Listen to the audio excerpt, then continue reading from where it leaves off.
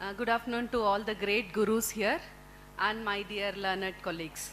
I am Dr. Chaya Devi from the institute started by Dr. B.K. Iyengar, renowned for Iyengar Yoga.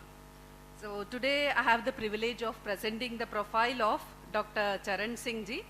Dr. Charan Singh is the Chief Executive Officer of the Foundation of Economic Growth, eGrow Foundation. Previously, he has held the position of RBI chairperson at IIM Bangalore, specializing in comparative monetary policy and policy issues. His international experience includes serving as senior economist at the Independent Evaluation Office of the IMF in Washington, D.C. At Reserve Bank of India, he has held several leadership positions, including Research Director in Economic Policy and Debt Management. I think from there, debt management has become such an interesting topic. During his tenure from 1984 to 2009, Dr. Singh earned his PhD in economics from the University of North South Wales, Australia, and has visited and was a visiting scholar at both Harvard University and Stanford University. He has also taught at Anderson School of Management, UCLA. His governance role includes directorship at the National Housing Bank and NABARD Financial Services Limited. He is the honorary fellow at the SKOCH Development Foundation and a member of the IMF's Informal Advisory Group of Housing Sector Issue, a prolific writer on public policy, banking and fiscal matters. Dr. Singh has published extensively in reputed journals. He is the author of Debt Management in India. I think morning guest was suggesting us to read this book. And editor of Public Debt Management. He is currently documenting the history of Indian banks over century old. Sir, usually there is a proverb in Japan. They say banker is a person who lends us when the weather is, lends an umbrella when the weather is very fair and asks us to give back when it is raining. So today we shall see your viewpoint about the role of banking and financial inclusion for Viksit Bharat. I welcome Dr. Charan Singh ji and Dr. Gaurisha sir on the stage.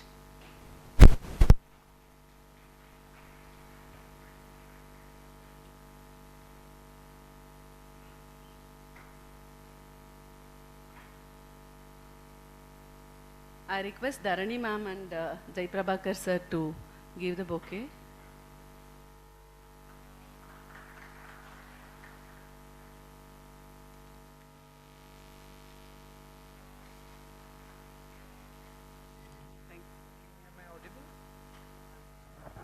Thank you all for getting me over, CES and CMDR. It's an honor and privilege to be here with all of you, and I was really happy in the morning when I saw your inaugural program and I saw friends from Bangalore and from the Ministry of Finance come and speak. So that's, I think, a very good start to an excellent conclave on development issues. I'm going to speak to you, and I've slightly tweaked my topic myself without your permission. I'm going to speak to you on Viksit Bharat. And why I want to speak to you about Viksit Bharat is because I've been working on it, and I should tell you the background, probably that will explain my emotional connect with this topic. The Prime Minister started speaking about Viksit Bharat for about 2 years ago. But at eGrow Foundation, we were very fortunate that we were given this assignment by Niti Aayog about 5 years ago. We started looking at India at 2047. So we were told, can you think about India at 2047? Now, you know that 5 years ago, the whole economy and the whole world was in a very shaky situation. We could not even predict what will happen next year. And now to imagine what will happen in 2047 was not a joke. So we discussed with Niti Aayog, and then we said we can do one thing. We can discuss about India at 2036, 10 years or 15 years, and then project it to 2047. right? So we did that exercise for Niti Aayog. I'm very impressed with the way this Prime Minister works. While we as an academic institution, a think tank, worked for India at 2036 and 2047,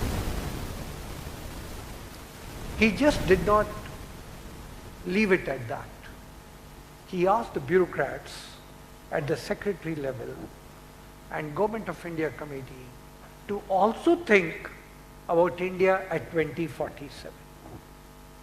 So while we were doing an academic exercise, they were doing also an exercise of India at 2047. And therein, many people were involved in the government. With us, many academicians were involved, about 15 best economists in the country were involved with us, and with them, the secretaries. And then, when the Prime Minister realized that this is not just a naive idea, this is just not hitting arrows in the sky, he started talking about it. Right? Now, this is something very important. The discussion on India or Viksit Bharat 2047 is not being done in thin air. There's lots of activity, research, public policy before it was even brought into the public domain. Something which we need to celebrate. Today morning there was a question on the politicians. So let me tell you, we cannot discount the politicians, especially the Prime Minister, who has run a state, a very fast forward growing state, for a number of years before taking over as the Prime Minister. So politicians also think and plan, and sometimes they come out with a visionary objective which we as trained economists or trained professionals may be shy of. So therefore, that question in the morning was a very good question, but I thought I also must share that politicians should not be taken with a discount. The other issue that I want to start my presentation is my own experience with a Japanese professor. Just before lunch, we had a speaker who extensively quoted from Japan because he was associated with a Japanese auto firm, Toyota. I'm referring to Mr. Parshuraman. In 2016 or so, I was a professor on the RBI chair at IIM Bangalore, and I got an invite from CII Delhi that there's a Japanese delegation visiting us. Can you please come and be part of that deliberation? So I was very surprised. I said, I'm in Bangalore, and just to come for one meeting with a Japanese delegation, which will be 90 minutes, maybe 2 hours, why do you want me to fly in and out just for that one single meeting? They said, we want you to come because with the Japanese delegation, there is a professor. So long story short, I went for that meeting. I was around 54 at that time. The Japanese professor who visited them was around 84. Very experienced, very knowledgeable. The deliberations happened, rich discussions, CII and Indian delegate. And then the Japanese professor spoke, and he addressed me and said, Professor Singh, are you ready for a $5 trillion economy? Right? I had joined IIM Bangalore after working at the IMF in Washington as a senior economist. Obviously, I was ready. And I said, of course, I'm ready. And he said, no. He looked at my eyes and he said, no, you are not ready. And I said, why do you say that? I'm ready. Why do you say if not for a 5 trillion? I'm ready for a $10 trillion economy. So he said, no. Professor Singh, people who are ready for a $5 trillion economy or a $10 trillion economy, their style of talk, their conduct, their confidence is totally different. You are not. And then, of course, a lengthy discussion took place. Walking out of that meeting all the way till Bangalore, I was stunned. The Prime Minister of the country is saying he wants a $5 trillion economy, and we are not ready. The Japanese professor told me, and why I'm referring to the Japanese professor, because the Japanese were challenging the Americans in 1980.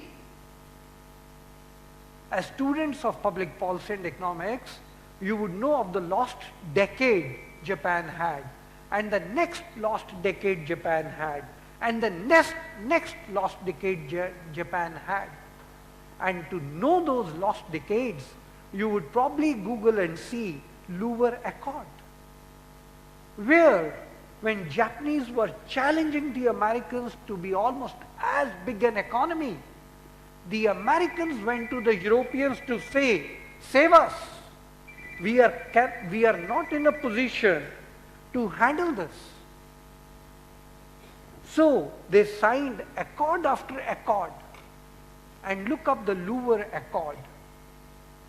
You will know. So the Japanese professor was speaking out of experience. And he told me, Professor Singh,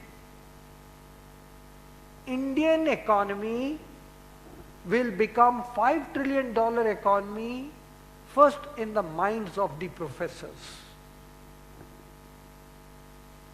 Then in the minds of university PhD scholars. They will write on it, they will think about it, they will talk about monitorable targets about it.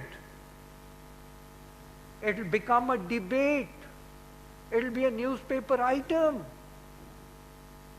And then everyone in the economy will be talking about a $5 trillion economy. Confidence in the step will be different from what you are walking now. And all the way back from Delhi to Bangalore, I was stunned. The Prime Minister of the country, the political authority is giving you a license, and no academician, no academic university had taken up the challenge. It's nearly 8 years he has been talking about it, and now very few institutions have started organizing conclaves like this. So congratulations to you that you have taken up that challenge and started talking about it. Just imagine, there is a marriage in the family. The whole family is excited. There is planning. The whole town comes to know there is going to be a marriage in this family. And now imagine you are graduating from a poor economy to an advanced economy, and you have a target of 25 years. Is there any celebration? Is there any talk? Any discussion? We put our child in an engineering college for a 4-year degree. And as he gets admission, our anticipation, our planning, our thinking of his future plans, of their other things, the jobs, starts just 4 years in advance, and only in a single family. Here we are talking of a country. Have we thought, if India has to become Viksit Bharat, What will be the position of the states? Have you seen a plan for any state? Viksit Punjab, Viksit Jharkhand, Viksit Bihar. I haven't. To become a Viksit India, the steel industry, the iron, the cement, the manufacturing activities, each one of them will have to play a bigger role. Has anybody thought how much cement will be required if we have to be a Viksit Bharat? Anybody, any study that you have seen which says, this is my cement production today, this is my cement production in 2030, in 36, in 41, in 47. You can't produce cement overnight. Steel, chemicals, fertilizers, anything. Have you thought about the electricity that will be required to power India at 2047? Do we have that installed capacity? Do we have plans to install that capacity? I haven't seen.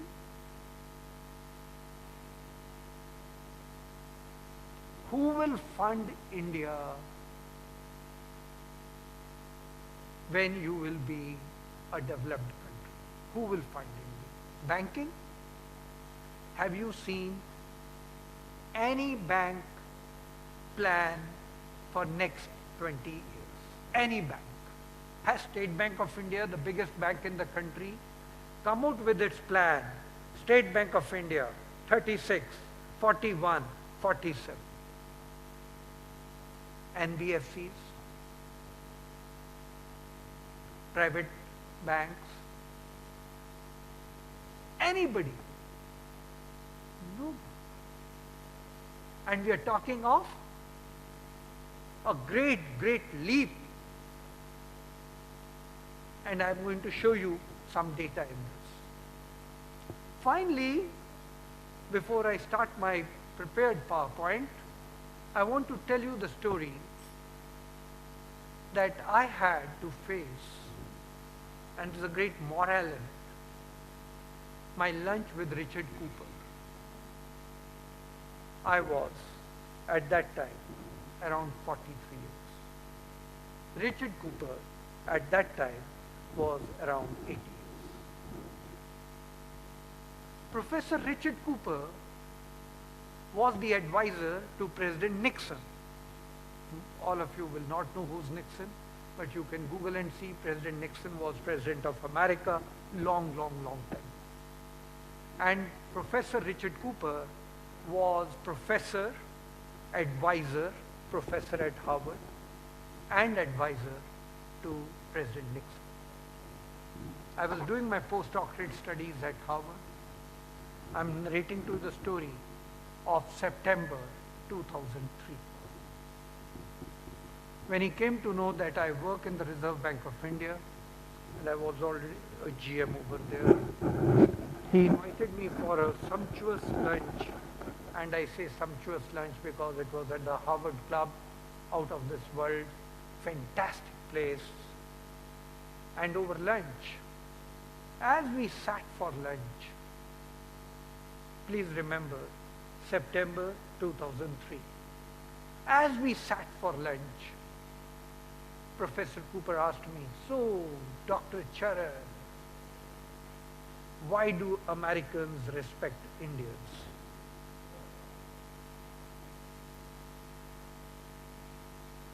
Even if that question is asked today, you will be perplexed. But I was asked that question sitting across the table with Professor Cooper, and I was surprised. I thought he said it wrong. I have come all the way from India to study here. And he's asking me the other way around. Why Americans respect Indians? So I asked Professor Cooper, can you repeat your question? So he said, yes, yes, yes. I mean, why do Americans respect Indians? So then I told him many things, told him we know English, we know computers, we are good at IT. He kept looking at me and saying, no, Dr. Charan, no. Finally, time for dessert. And I told him, Professor Cooper, I'm sorry, you tell me.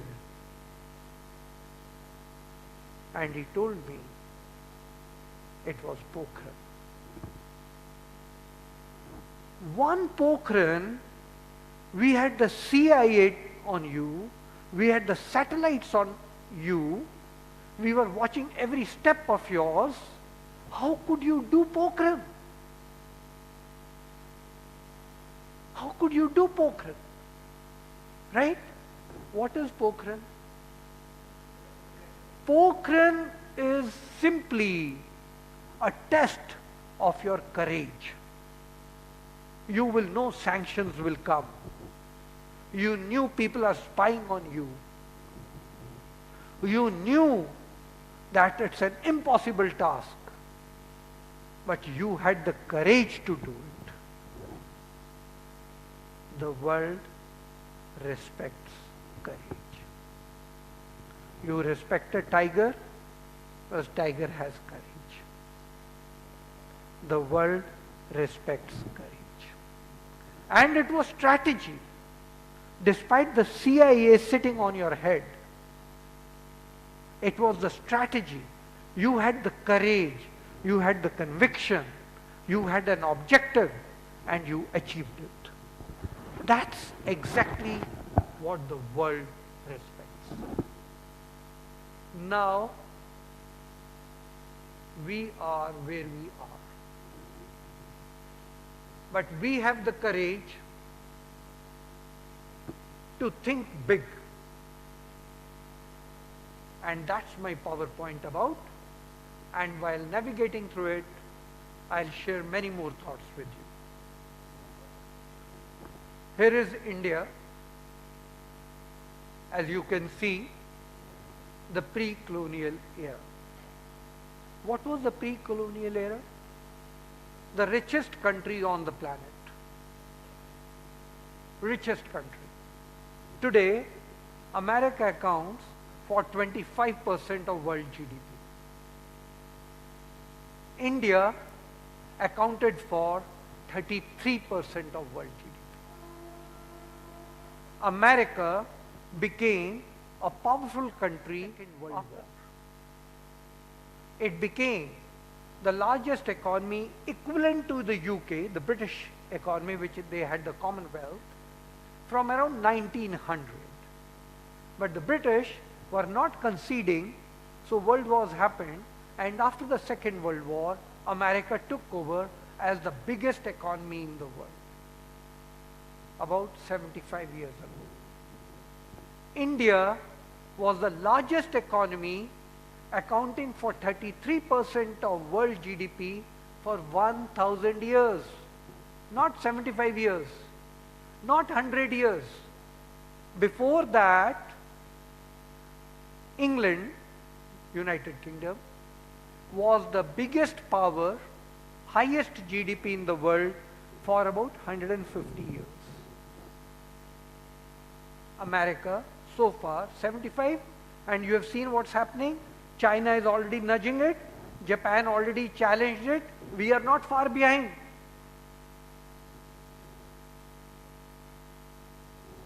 India was the largest economy, accounting for about 33% of world GDP for 1,000 years. And then people from all across the planet came searching for India. Sometimes they'll reach some other place and call it some other India. Our decline in world GDP started, but we were still 25% of world GDP for next 2,000 years. Single country. richest for 3,000 years, 33% and 25%. What are these countries in front of us? 75 years richest, already challenged, and you brought the planet to a crisis where climate is becoming a danger point, and for 3,000 years we were the richest. No planet was in crisis, no climate crisis. There must be some strategy. There must be some thinking, and we haven't thought about it. Well, when the British came here, before already we were not under our own rule, there were other invaders who were here, and we were still 25% of world GDP when they came. And when they left us with about 3% of world GDP. They left us saying it's a very illiterate country. Poverty ratio when they left was 90%.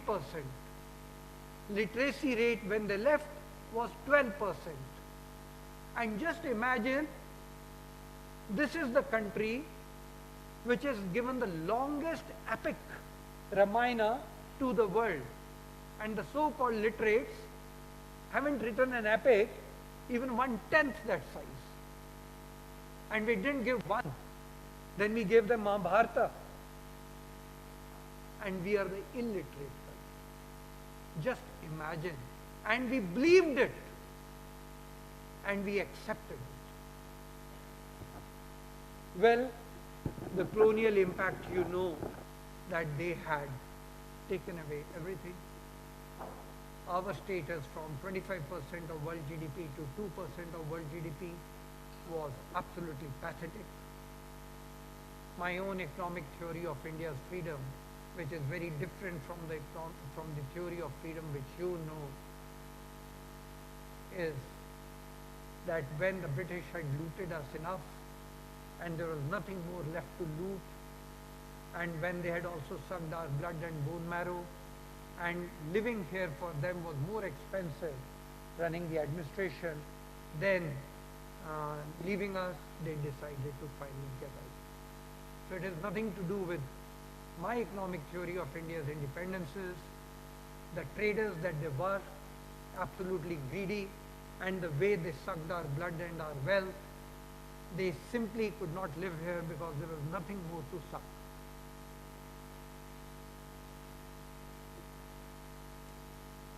Our independence happened. We started planning, and we started growing, and we tackled poverty. And then 1991 was a threshold point. We did our reform. But the reforms that we did in 1991 were moving away from the mixed economy, but still had the flavor of a socialist economy. And they were not yielding the type of results which we would have demanded or expected. Comes 2014, there is a paradigm shift, and now you start galloping with new ideas and saying, fair enough, well, but we need to modernize our philosophy in terms of growth. So the Prime Minister started speaking about Viksit Bharat. As he came into power, he spoke about doubling the income and the $5 trillion economy, and then COVID happened, and then scholars were working, and now comes the story of the Viksit Bharat. As economists, when we say Viksit Bharat, developed India, it's obvious that we will now start thinking, what is a developed country? A developed country is a country which has per capita income of $14,000.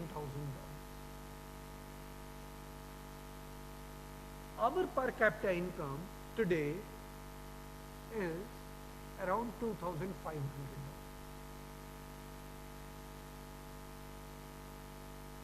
So the economists started thinking in terms of the per capita income.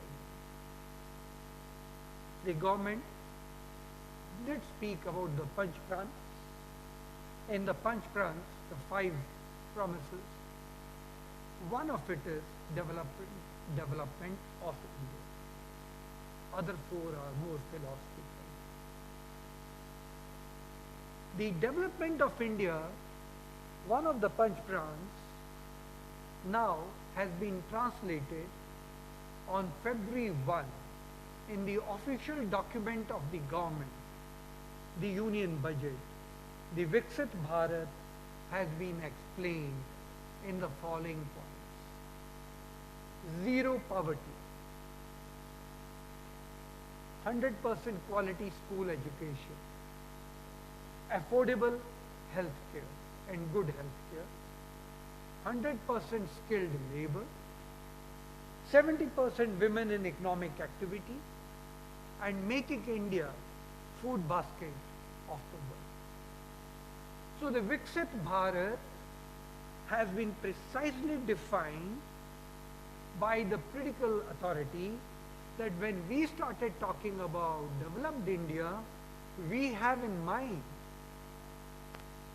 empowered women, educated and healthy workforce, nobody living below the poverty line, and everybody having good opportunities, and the country is the food basket for the world, not only for ourselves.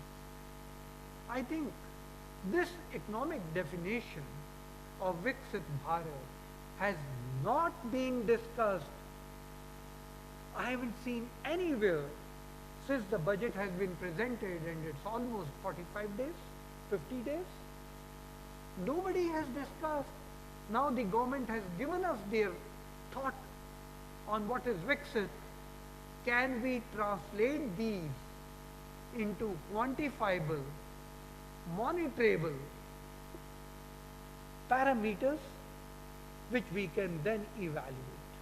I haven't seen. No academic institution, go back to the Japanese professor, seasoned, knowing it, and we as academic institutions did not accept this challenge. How are we going to get this Viksit Bharat? The government very clearly said we are going to have 4 engines. There's going to be an engine of agriculture, which is our traditional, and in the morning session you heard about how old agriculture has been in our country, and we have been devising ways, and people from across the world coming here to understand how agriculture is done without exploiting the land, without desertifying it, without wasting its water table, and without land losing the quality, which is under the high yield variety green revolution as we call them. The second is MSMEs. The micro, small and medium enterprises are the backbone. They employ people. Many more people would go in them now as the demographic dividend is emerging. The third is investment. Right in the morning, Dr. Vishal spoke to you about ICOR, Incremental Capital Output Ratio. That's coming from investment. Investment has multiplier effect and has intergenerational implications. So investment, and finally to grow we will need foreign exchange. To earn foreign exchange we need to do exports. Exports also help us to compete with the best of the best in the world. So the quality of products that you produce, or you have the urge to produce to successfully export, you have to maintain that quality, and therefore your production has to be of that quality. In the budget, because now we are talking of a full-fledged budget which came, and the target is very clear, the objective is very clear, Viksit Bharat, it talks about development measures. These development measures are very similar to the ones which we have just discussed. We are talking about agriculture, rural economy where more than 50% of India lives. We need to strengthen that. There has to be prosperity. We are talking of inclusive growth path. We have done Jan Dhan account. almost everybody in the country today has a bank account. They may not have an insurance. They may not have another financial products.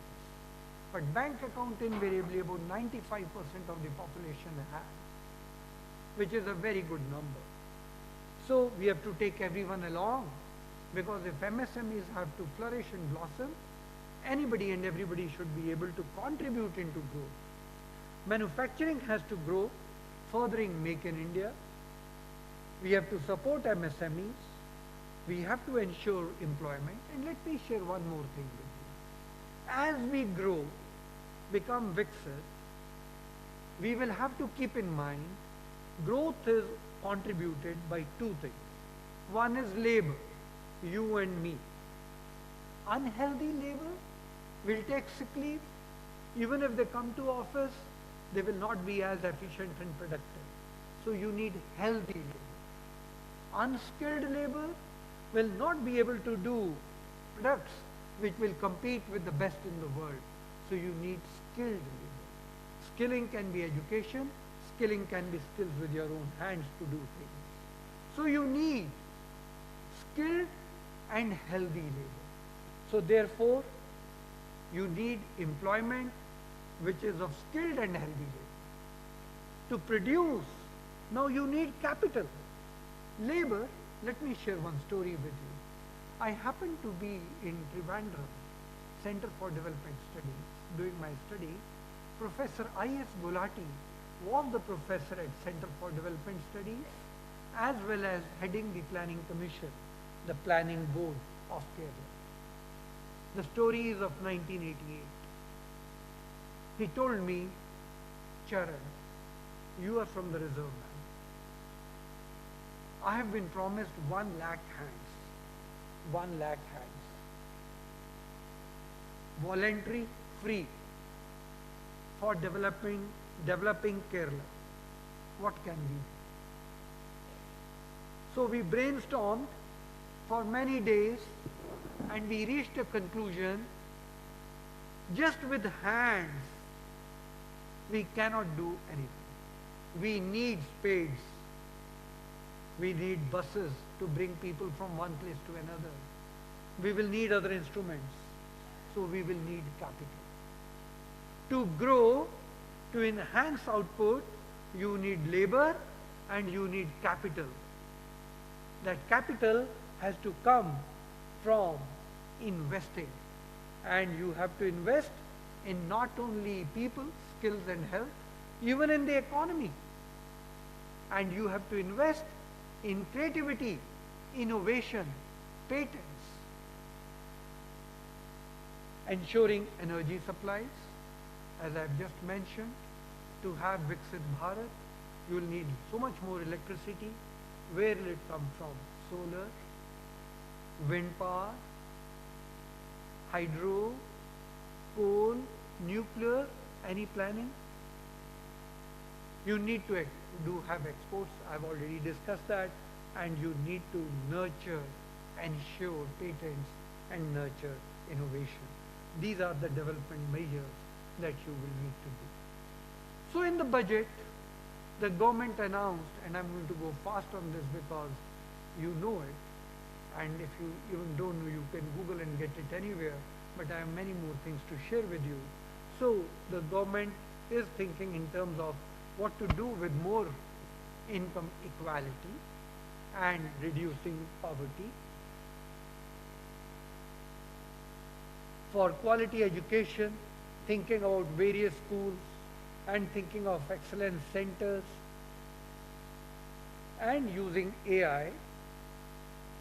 For healthcare, there is the Ayush ministry, but one has to think in terms of aging population. 8% of the population or 11 crore people are above 60 years. One has to start thinking about them. Child care has to be seen. Women have to be taken care, and general health care has to be ensured. So there is lots of tasks. On skilling, again, whom do you want to skill? We want more women in the labor force, so you need to have female focused skilling centers. Then you have to have, like in the earlier sessions, you have to skill properly and reskill. Those have to be done. on women. The Prime Minister has this dream, and the world over it has been found that women are financially far more responsible than men. And therefore you must have seen, self-help groups and microfinance institutions, they are anchored and pivoted around women. And therefore, if you want women to enter productive economic activities, they have to be properly trained. As of now, we are not very good on female labor force participation. Farmers, because they are producing food. And we know what happened before 1969, when we had to go with a begging bowl. All of us know about PL 480, Public Law 480, and how the Americans would blackmail us on the food. And therefore we had to take shelter in the Green Revolution. So the farmers have to be taken care so that they give us the best food that we can. Discuss this philosophically. Now let me show you some hard data. This is India. As you see, I have done the color shades. We are going to be the fastest growing economy in the world. I, as an economist, working on economic issues for nearly 44 years now, am not satisfied with this, that we will be the fastest growing economy of the world. Sorry, I'm not satisfied. With the demographic dividend of 1 crore people entering workforce every year, where are the jobs? And we have the potential to grow more than 6.5%. China, for 30 years, from 1978 till 2008, without exception, grew at 10%. There were enough global turmoils even that time, enough uncertainties that time, but the strategy was clear. And one would work in case there is any turmoil, uncertainty, and come round the corner and deliver. We can do it. We have the young demographic India, trained. We can do it. So 6.5% is the fastest status that we have, but I think as far as we ourselves are concerned, we have to improve upon it. Here is something which I want you to very carefully see, very carefully see.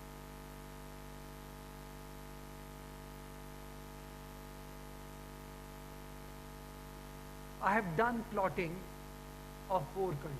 India, England, who looted us, China, with whom we are competing, and Americans, who are way ahead of us, but they account for 25% of world GDP. We were accounting for world GDP. We want to be there. Now please look at the figures carefully. My per capita income is $2,500. England is $50,000. America is $82,000. $82,000. China, $12,000. Even if I grow by 10%, I will add to my per capita income $250. If America grows at 1%, how much will they add? $816. I am growing at 10%. I am adding $250. They are growing at 1%. They will add $816. As we go ahead, the gap will keep widening.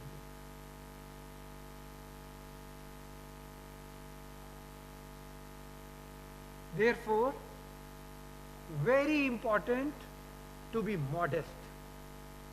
We want to grow. And I think we have to grow strategically.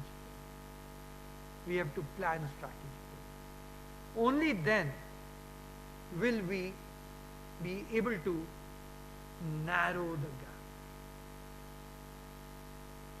You are all welcome to do your arithmetic calculation. we are at 2,500. To enter the club of a developed country, today the per capita income is $14,000. If you are more than $14,000, you qualify to be a developed country.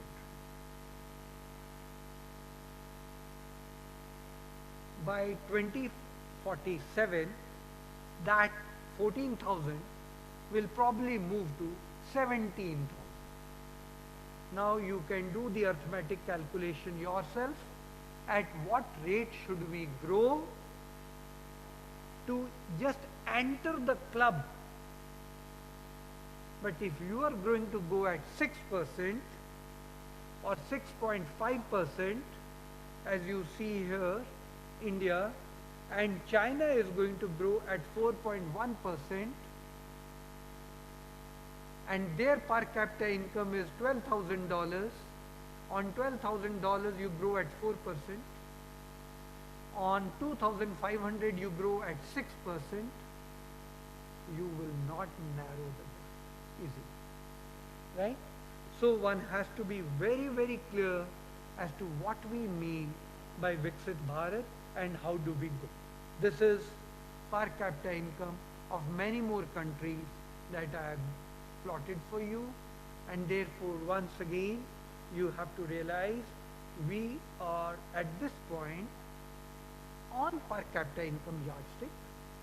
The government has given 6 parameters of Viksit Bharat, zero poverty, as I just narrated to you, but I am only taking one, per capita income. On per capita income we have a long way to go. How are we doing physically? We are doing very well on debt. By the way, these Western countries used to come and preach to us, what about your debt to GDP ratios?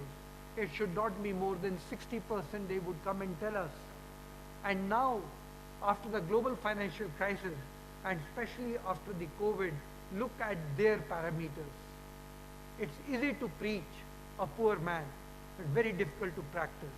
And therefore I tell them, now, after COVID, if you have time, look up my speeches on Google, you will get them.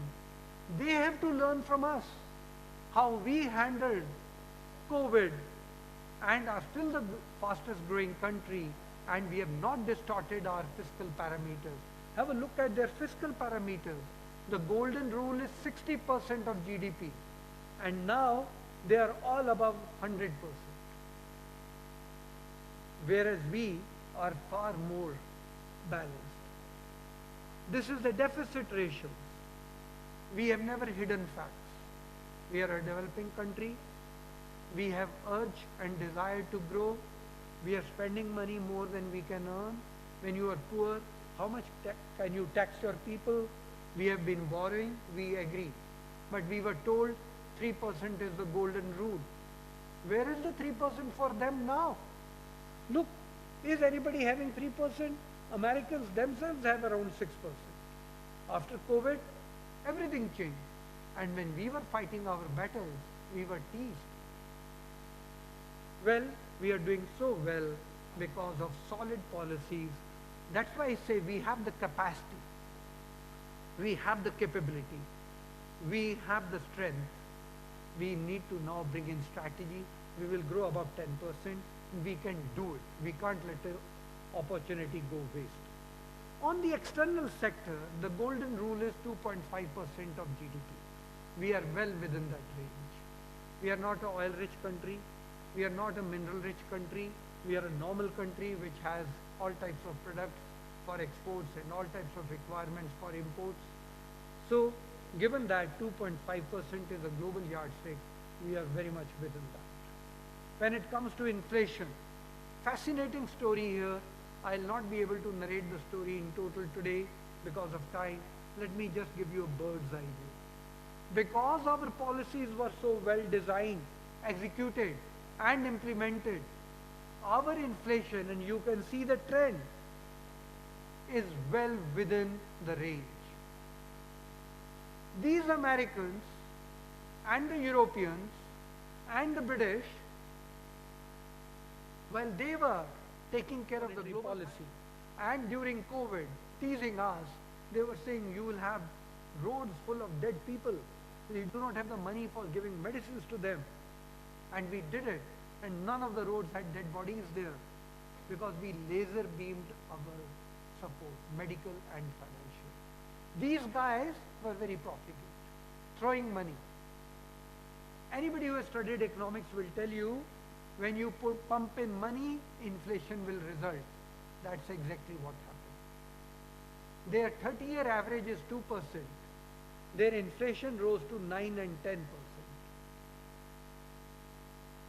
And then they had to raise the interest rates. Now they are facing recession. Every day there's a story, will they face a recession? Where did that global responsible behavior go now? Which they would come and preach to us, that you have to be globally responsible. When they were throwing their money out and inflation happened, we were telling them, don't blow your money. India set an example of very frugal expenditure, but laser beam, very effective during COVID. And when they raise their interest rates, like there is no tomorrow, they can face the recession, the rich countries. But where is the global responsibility when it impacts us? Because if their economies go down, our exports go down. So absolutely global irresponsible behavior. That is the global food price inflation. India very much under control. Okay. So broadly, I've given you an idea that Viksit Bharat has challenges. This is the chart on India's GDP at constant price, and you can see we are doing very well. But if you look at year to year, there are fluctuations, which is okay. We suffer body fluctuation on daily basis. Sometimes you feel very strong, sometimes you feel weak, sometimes you feel weak in the morning, but little weak in the evening, and that is okay. This is the per capita income. I've already told you we have a long way to go, but we are moving upwards. The fluctuations in per capita income are also heavy. The challenge of an economist is to contain the volatility in these fluctuations. Like for a medical doctor, the challenge is that your blood pressure should stay within a range, your sugar should stay within a range. For an economist, the challenge is growth should stay within a range, should not fluctuate too widely, and that's what the monetary and fiscal policy are all about. When it comes to sectoral growth, agriculture and industry, agriculture is doing reasonably well, and everything is, and I've plotted this from 50-51 onwards, but if you focus on the last few decades, you will see that services, and even in the morning, there was a discussion when Dr. Vishal mentioned that Karnataka does very well on services, India is doing very well on services. Gross FDI is a concern. But if you look up the data released yesterday by Government of India, Ministry of Finance, the gross FDI is doing very well, but the latest data as on February 2025. This of course is plotted 2023, little dated, but if you look up the February 25 FDI, gross is doing well, net is still worrisome because of the global uncertainties.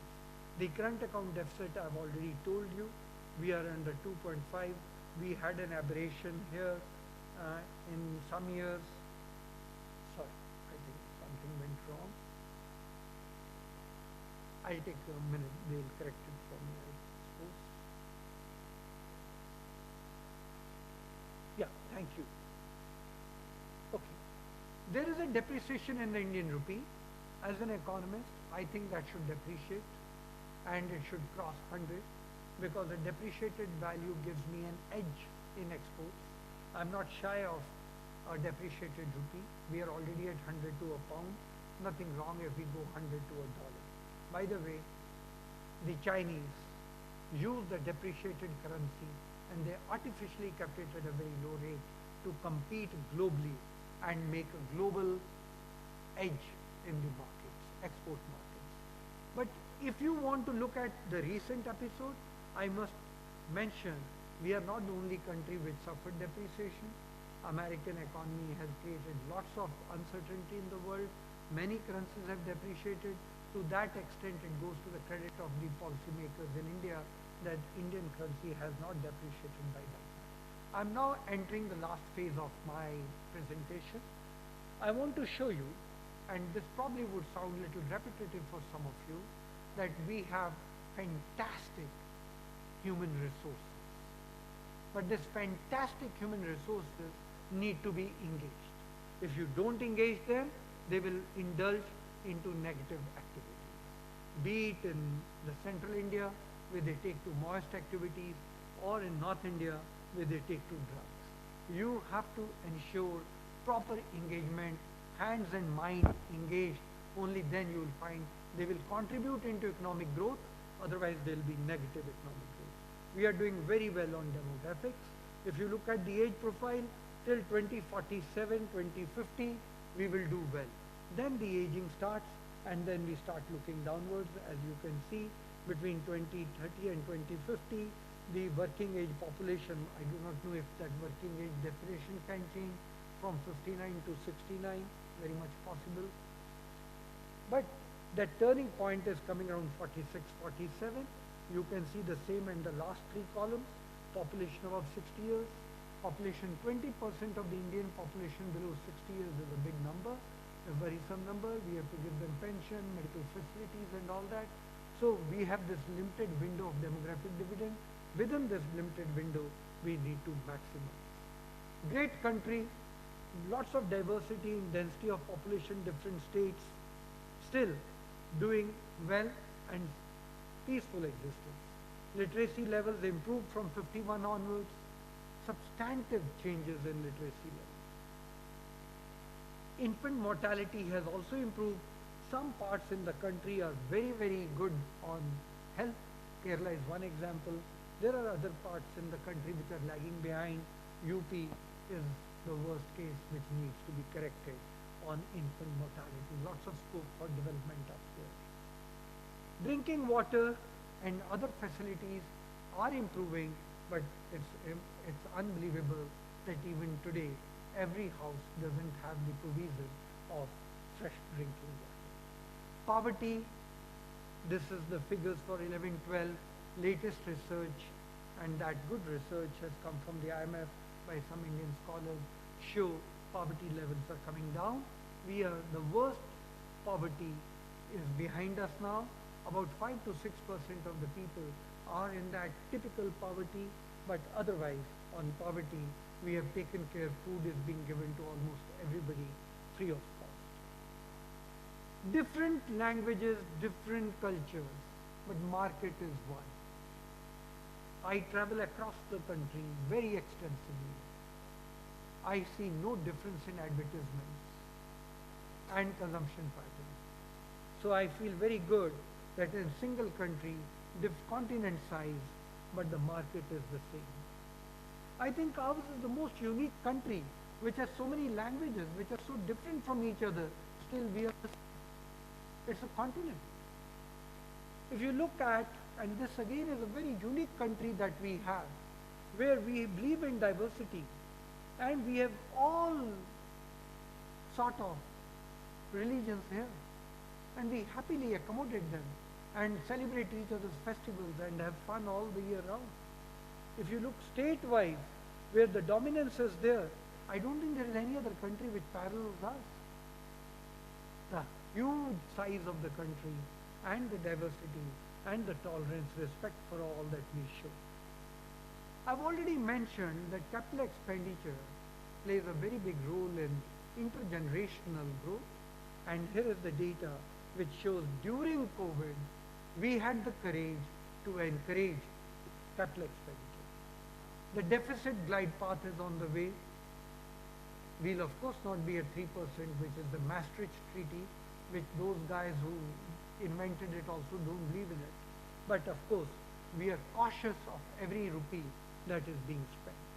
On employment, I would welcome you to the study which has been released by the government yesterday. The unemployment data shows that we are now not that bad on unemployment. When it comes to youth unemployment, yes, in our country, youth unemployment, but by the time they're 30, they settle down. I believe one of the reasons of youth unemployment being very high is because we give them lots of time and opportunities for building their careers, and they sit in all types of exams and prepare for those exams, which in a way delay their final settlement. Artificial intelligence has been discussed a lot. I would invite you to the website of IGRO, where I am the CEO. We have had lots of sessions on artificial intelligence. My own belief is, if we have to be Viksit and we need to engage everyone and we need employment, artificial intelligence will have to be selectively brought into India. I cannot afford an army of unemployed people. And at IGRO, we had Michael Spence, the Nobel laureate, who's considered a pioneer in artificial intelligence.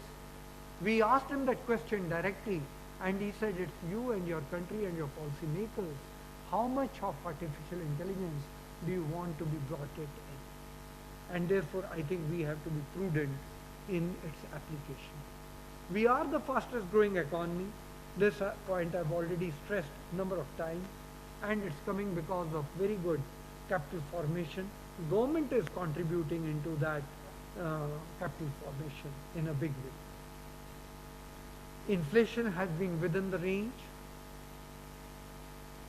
The financial sector has also been, and yesterday's release from the Government of India showed, the non-performing assets, gross non-performing assets, are less than 3%, which is, globally speaking, a very good number. So this is my second last point. Given this situation that I've just narrated to you, we have the best regulators, the Reserve Bank, insurance regulator, SEBI, Provident Fund. We have the best regulators. We have 2 stock exchanges, 5,000 each companies listed up there. Whatever you say, we are growing around 7%, which is the fastest, though I'm saying we have the potential to grow much higher. Single large company, single large country, working like a company, one market, and whatever be the political ideologies, elections every year, 3 or 4, but there is stability. This is so unique and very, very unique for the whole world. Yes, corruption is disruptive. Still in our country, we need to take care of it. Demonetization did give us a jolt, but gave us a lesson. And demonetization didn't happen. You are welcome to read my work on demonetization. We have been trying to handle corruption before India's independence. The first story of demonetization happens in 1945. The Reserve Bank comes into existence in 1935. 10,000 rupee notes were issued at that time. The British found that the money tax, which has to be sent to Her Majesty, has come down. They demonetized 10,000 rupee note. This is before independence. And after independence also we've done efforts, but striking at corruption was a big challenge. So demonetization has its own place in India's history. Well, in this journey of Viksit, like Japan had its challenges, China, we are seeing it every day, has its challenges. We will also have challenges. But I always say, what is a life without a challenge? An interesting life has interesting challenges. Challenges will come our way. But to be Viksit, to be developed, to come out victorious, we will have to use our strategies as we did for Pokhran. And only then we will get the status of Viksit. Thank you. Sir said that sir has deviated from the topic, but it was more of a motivational talk on Viksit Bharat. Thank you so much, sir. I think all of us could feel that it was with the challenges what we are, we can proudly say, yes, we are Indians. And I think it is always the challenge of the afternoon speakers. Sir was mentioning that nobody will yawn. I think, sir, we can say that forget about snoozing. Nobody, I think I can challengingly tell that nobody yawned also. It was such interesting sessions in the afternoon. Thank you so much, sir. Any questions? Yeah. Mike, please. Sir, I listen many lectures you organize under eGrow. Many of may not be knowing, sir, regularly organize the lectures relating to contemporary Indian economy by inviting stalwarts, including Nobel laureates. If you just type Google eGrow, you will get all recorded lectures also. If somebody have missed it, you can listen to that. I'm so happy. I was not expecting that. I'm so happy today that you are here in Dharwad. And really, as you have said, sir has given a wonderful motivational talk. How, as an academician, we also need to take part in taking our country to Viksit Bharat.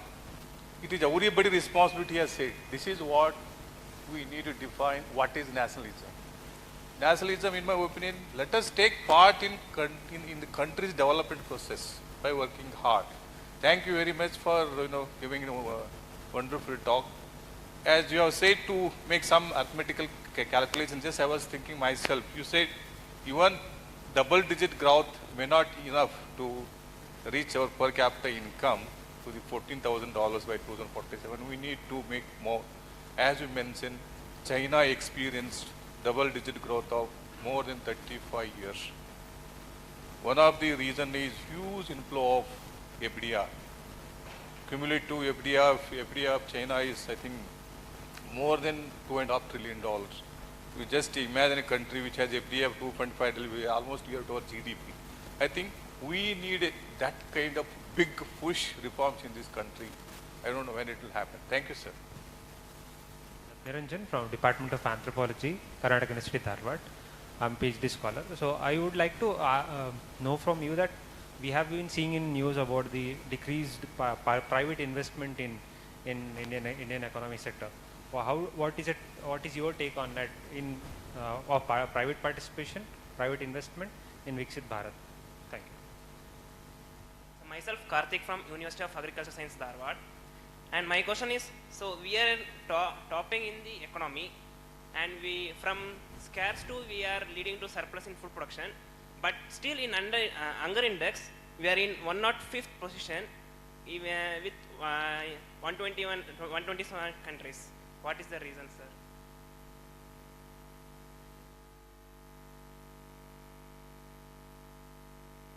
Misnomer, and if you simply Google and say global hunger index is a misnomer, you will find my name.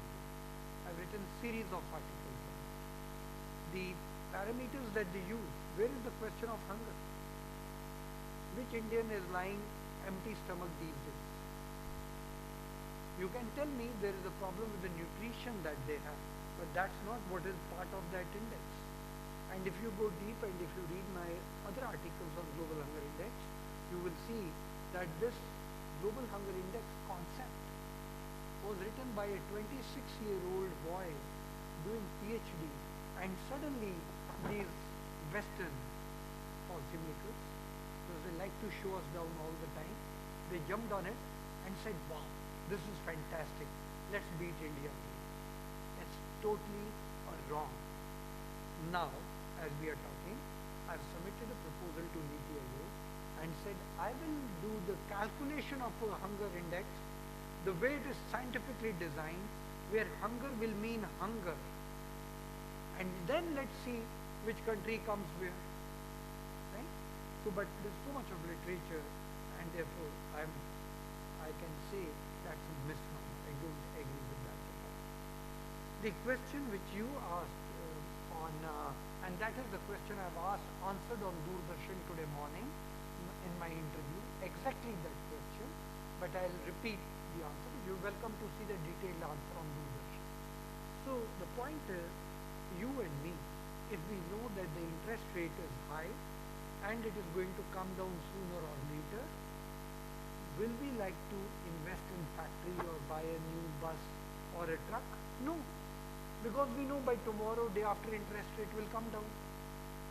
Now, there was so much of hike in our interest rates in the last 2 years after the Russia-Ukraine war broke out. When the Fed did it, we matched Fed step by step, which was not really necessary, but we did it. And we had our own reasons and justification, otherwise capital will flow out, and we had to do it, so we did it. But we all knew that the interest rate is an artificial higher level. Sooner or later there will be correction. Now that the correction has taken place, the new governor has come, they have had a new look at the economic policy, the interest rates have started coming down. Now as the one interest rate cycle of lowering has happened, 2 more are expected. So I am expecting that by June you have the next policy in April, and then the next policy will come in June. After the June policy, when interest rate would be brought down at least by 50 basis point more, if not 75, then people start having confidence that okay, now the interest rate will not come down further, I can. In the meantime, the Trump episode of tariff war has happened. So much of uncertainties in the global market. I was expecting the Fed to lower the interest. They did not, because they said while inflation fears are over, tariff has gone up. And because of tariff, inflation can go up, and therefore interest rates have to be maintained high. In any case, with the new government, I think who's willing to not match America step by step, interest rates in India are looking downwards. If America continues a tariff war in the next few months, okay, but if you go with the example of Trump 1, after a few months of taking this aggressive position, he compromised when China agreed to more agriculture imports, right? Same thing is going to happen now also. So once he compromises, then again once there is certainty in the market, the interest rates in America and obviously India will also come down. Therefore, my own assumption is that by June or by September, you will see that the private sector investment will start growing. Capital formation from the government side is already picking up, which crowds in, and therefore, as I see, I look at it in a corrective measure now, and this aberration that took place is the story of the past. I've suddenly forgotten your question. Just give me a hint. To the write-off. Yes. Has been. This write-off story is again, I was asked that question on Janta TV 2 days back. I've given a detailed answer, but I'll share that answer with you. 16 lakh crore is the write-off, am I right? Okay, 90. Whatever figure you want to put, I am totally comfortable. Have you noticed, firstly, the write-off does not mean forgiveness. It still sits in the balance sheet, though the balance sheet has been clean, but the person to whom write-off has been told, it's not that he has been left off the hook. The banks, it's only from the banks. The banks will still chase him and try to recover as much as possible. Sometimes they recover 100% of it, and it goes straight into the profit of the bank. So thinking that this write-off is forgiven, that thinking is wrong. It's not forgiven. It's only an accounting exercise which bankers do to clean their balance sheet. That's all. More than that, these people for whom it has been written off, do you know the amount of credit which has been given to them? On that base of huge credit, only this much has been written off. I'll give you one illustration. Total subsidy in the last 10 years that has been given, total subsidy, is 3 times more than the write-off. And I'm only talking of subsidy. If I add the total amount of banking credit given to the private sector, write-off amount is very, very minuscule of that amount. The third point, as I'm going to grow, economy is going to grow, who is going to create jobs? Police will say, I have cameras. Army will say, I have drones. Musk is saying, why do you even have fighter pilots? I'll prepare big fighter planes which will move remotely. You don't need to put a man there. Employment opportunities in the government sector obviously will shrink. UK has reduced its civil servants by 2,000 people just 2 days back. Where are the jobs going to come from? From the private sector. So if you look at the jobs being created by the private sector, especially the ones who are being written off, not forgiven, who are being written off, imagine the employment that they have created in the country directly and indirectly by creating a global supply chain or a domestic supply chain with backward forward linkages, the employment opportunities that they have created, then you balance this write-off amount against that and you find it's peanuts. So if you have to take a 360-degree holistic view of the economy, the role of the private sector and how much of it is being written off. I'll give you one more illustration. I as a businessman invest something and then I expect lots of return on it, not only for myself but my future generations also. So I'm creating an intergenerational asset. My own thing is at stake, my reputation is at stake. Now, in any business, anywhere in the world, there are non-performing assets, which is assumed that certain loans will go wrong despite your skin in the game, your reputation in the game, your intergenerational calculation in the game. Worldwide, it's a phenomenon. Everybody knows that something will go wrong. We take admission in an engineering college, 100% intake does not graduate. So in the medical college, 100% don't graduate. Somewhere something goes wrong and 95% graduate, but 5% will either fall out or many things will happen. So in the banking industry. So the banking industry is geared to have provisions for that mishap. So that does not impact the trajectory of the banking sector nor the trajectory of the growth. It is assumed.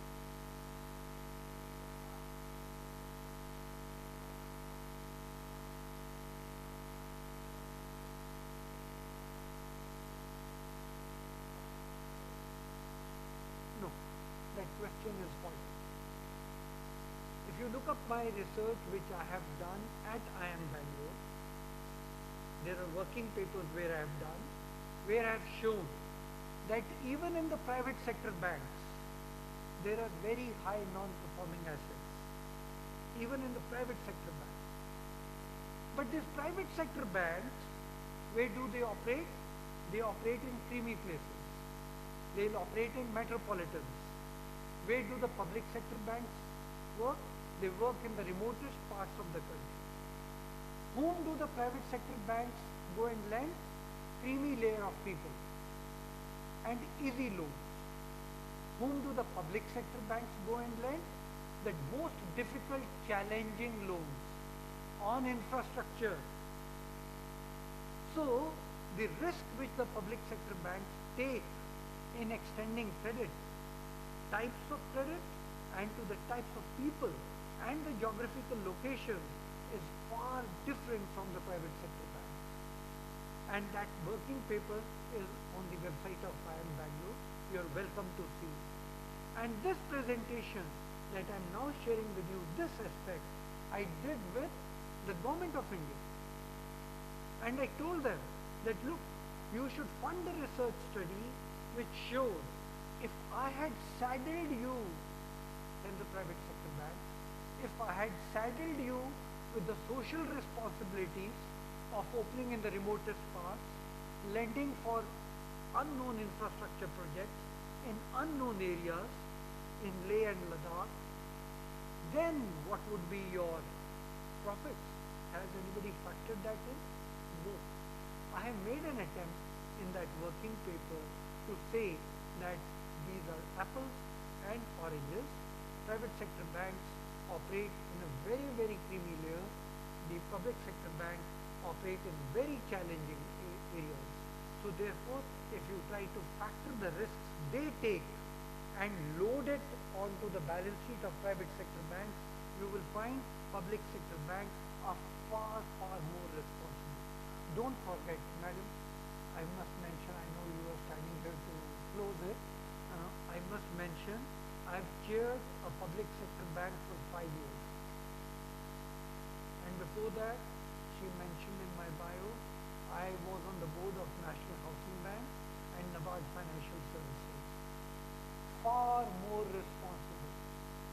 You know the debate that is happening these days? I should work for 60 hours or 70 hours or 40 hours. Employees in public sector institutions leave aside 5% or 10%, work more than 100 hours. Far more efficient. So therefore, have a look at the working paper that I have written. You have my email. I'm happy to answer your question, even if you question me 2 weeks later. Thank you.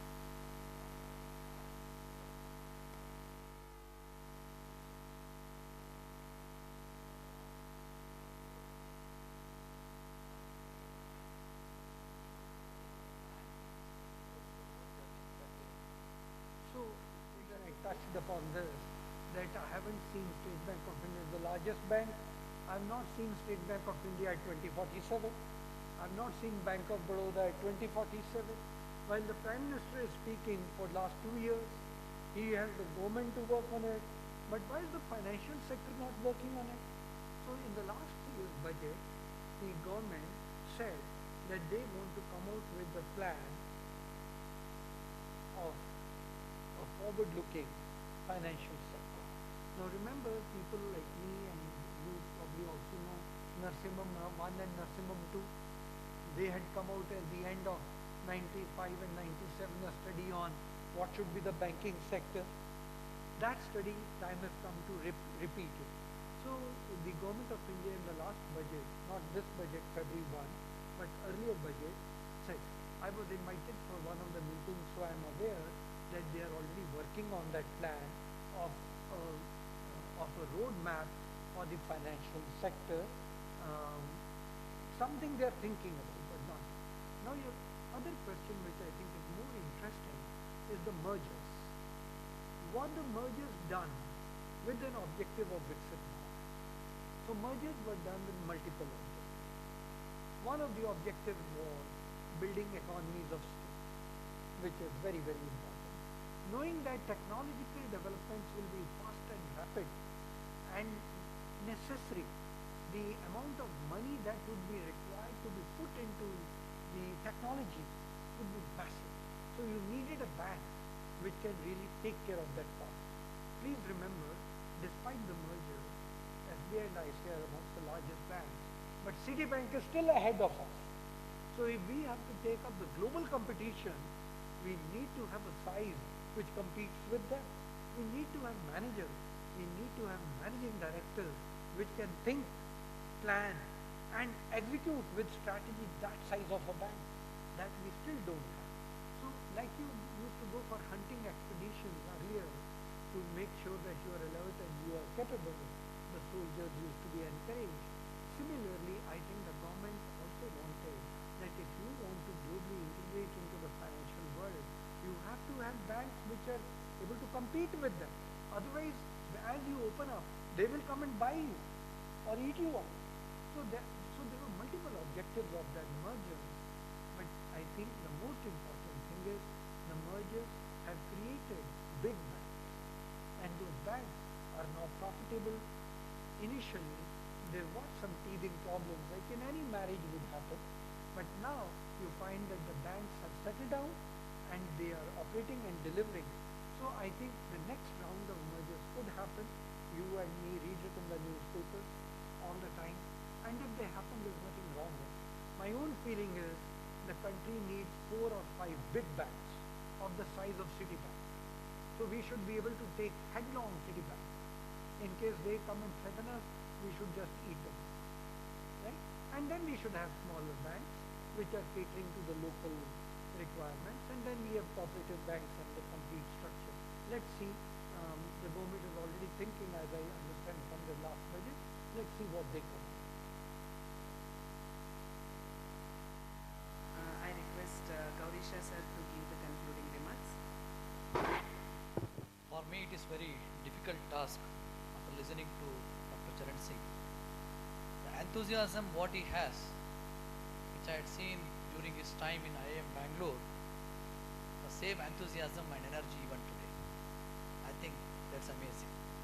So he can talk for hours with statistics, with that same confidence, and answering every question of the audience patiently. So I think recent visit to Delhi also I'm able to meet sir. There also he was given 15 minutes time I think in that IMA conference, but forcefully had put forward his viewpoints. And again, as Nagur sir said, on the Dharwad stage today, he is able to give the complete picture of the Indian financial sector, the growth pattern, and the what is we are estimated for next couple of years in our growth journey, with lot of statistics, and that is evidence based. Every day he does that research. I think before go to the media also he will go with some kind of a preparation, with looking at the data, analysis of the data.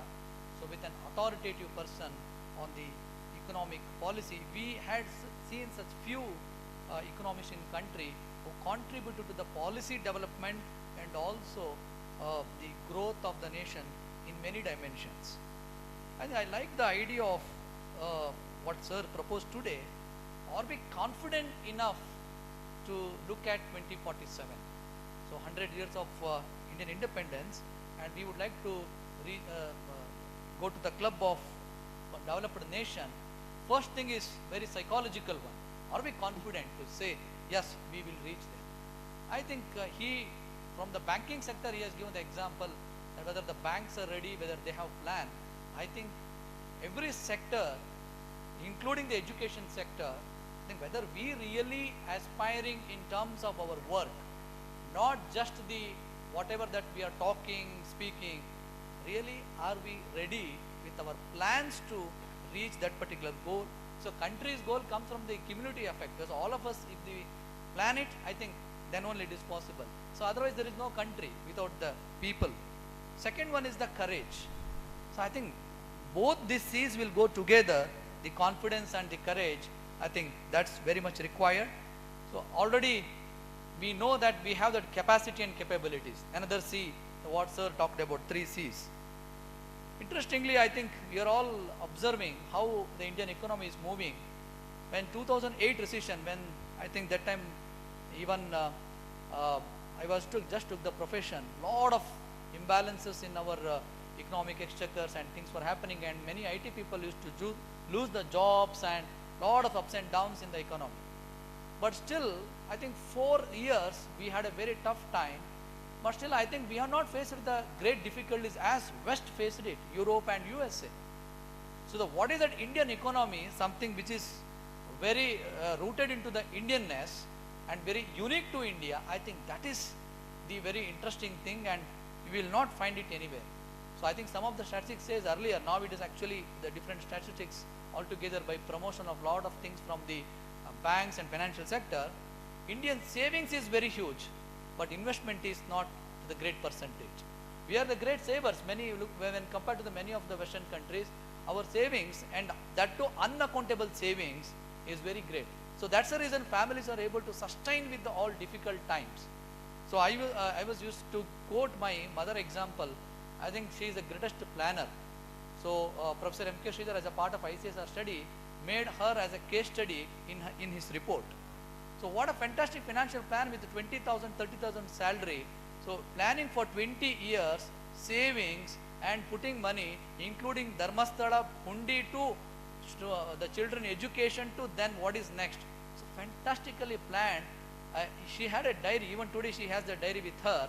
So that gives complete picture for last 30, 40 years, how she managed the home without earning a single income. That is all income used to come from father, but how she made savings, investment, expenditure, and then now she is having a little happy life. So I think this is the story of all of us. I think in your home also you have such kind of stories. That's the strength of the Indian economy, Indian families. I think the only thing is we have to take it to the next level as a cumulative effect and contribute to the country's growth. So yeah, I think it is very true that our potential is more than what we are performing today, as Charan Singh sir said. So I think national education policy, many times as a part of the policy making, I was chief consultant for the NEP 2020 committee. So a lot of things even discussed about the how this economic growth and the education links, and how education should contribute to the economy. Most of the time we demand from the economy. I think economy also have a lot of demand from the education sector. So how to reap this benefit of dividend, demographic dividend. So we talk a lot on this. Unless we have a very young population, unless otherwise we train, we give proper education to this young population of the country, so we cannot get the benefit of this. I think for next 30 years we will have this benefit. Then the age equation will change, then we will also face the problem. So that's the reason, what is that next 20 years we do or 30 years we do with this young population will help the India to on the growth path or on the sustainability path for next 100 years almost. So keeping in that mind, I think so all of us need to work towards that individual level. I think that's where we can contribute to the society and the whole economy. So with that note, I would like to thank Professor Charan Singh sir. Over a phone call he agreed to come, because all the way from Gurgaon he has travelled, and for him it is 1 hour session, but it is 2 days travel and stay here. So thank you very much sir. I think we had a wonderful discussion today afternoon, both at Sandeep Shatri sir's session and the Charan Singh sir session. I think we have one more session, so very particular to North Karnataka development. It's a special session in the afternoon, so I request all of you to stay back for the next session. Thanks a lot. Thank you so much, sir. Thank you, sir, for making us to think. I think all of us are teachers here, and many research scholars I can see, the future professors or the future teachers. I think you gave us the food for thought to make us to think, miles to go before we sleep. Thank you so much, sir. I request Gaurisha sir to do the felicitation.